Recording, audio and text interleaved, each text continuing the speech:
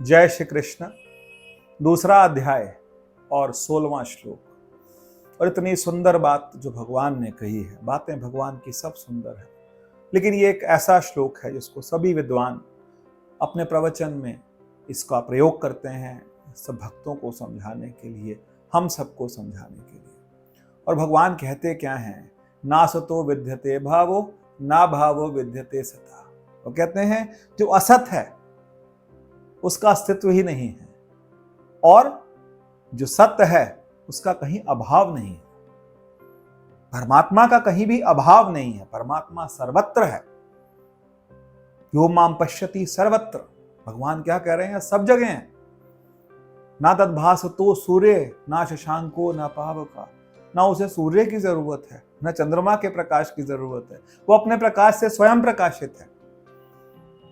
और भगवान सब जगह है, और सब जगह का मतलब भगवान मतलब सत्य। बहुत हमको समझना पड़ेगा कि सत्य का मतलब क्या है? जो सतत, जो हमेशा रहे।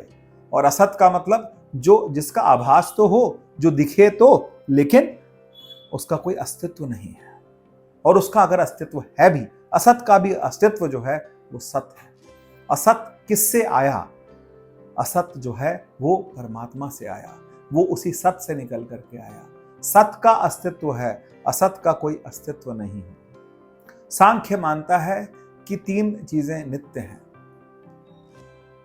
भगवान नित्य हैं, परमात्मा पुरुष नित्य है, उनकी प्रकृति नित्य है, और परमात्मा और प्रकृति इन दोनों से मिलने के बाद जो जीव है वो भी नित्य है।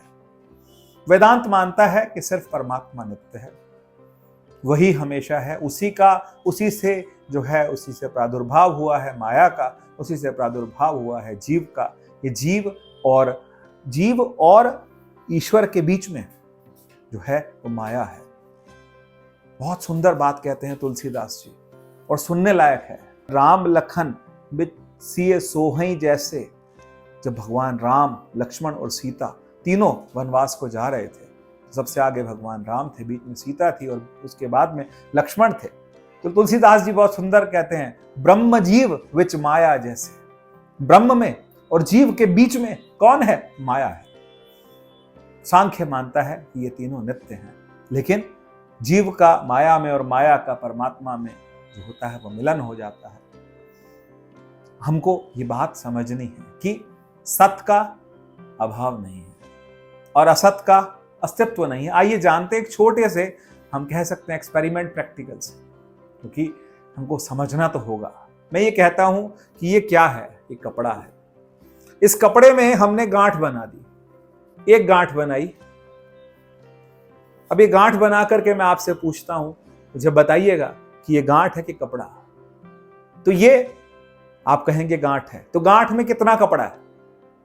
सत कौन है, कपड़ा की गांठ? सत है कपड़ा। सत कौन है? कपड़ा।